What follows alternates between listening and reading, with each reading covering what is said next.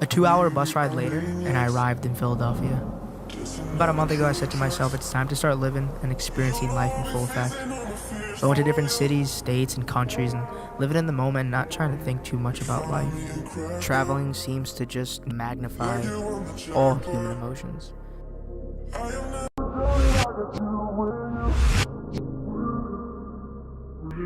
I've been waiting for love like that. I'm a 22-year-old kid. I deal with anxiety, depression, and each day we just get closer and closer to our goals and what we think is right and what we think we should be doing in life. That's it. I have this creative energy and passion that's inside of me and just want to make people smile and be happy and be inspired.